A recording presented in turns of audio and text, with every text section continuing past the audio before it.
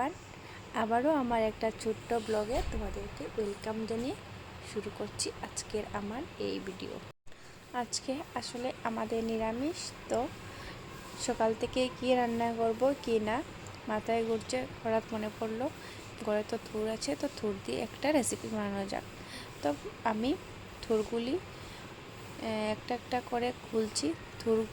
থুর যত বেশি খেতে টেস্টি, তার চেয়ে বেশি কষ্ট থুরগুলি কাটা।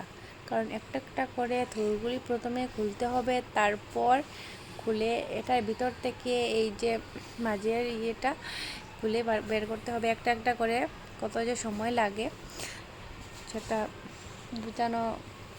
আর এই থুরটা স্বাস্থ্যের পক্ষে খুবই ভালো, তো সবাইকে মাঝে মধ্যে এই জিনিসগুলি খেতে হয়, ভালো না লাগলেও খেতে হয়।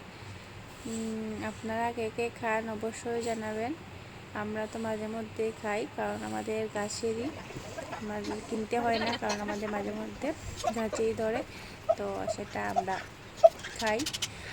আর অনেক দিন থেকে ভাবছি একটু আমের ভর্তা খাবো, কিন্তু এটা খাওয়া হচ্ছে না।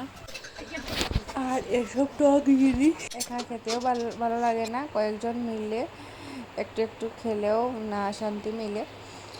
তাই আমরা যে ক্লাসে গিয়েছিলাম আজকে, তো সেখানে গিয়ে তো একজন আমাদের স্টুডেন্টই একজন আম নিয়ে এসেছিল, তো আমরা ভাবলাম সেখানে কেটে সবাই মিলে একটু একটু খেয়ে নিই।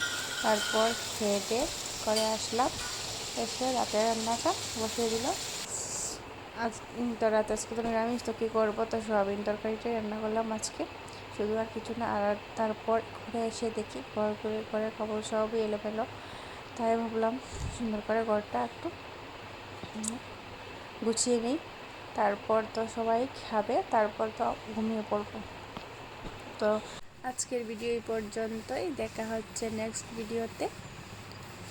সবাই ভালো থাকবেন, সুস্থ থাকবেন।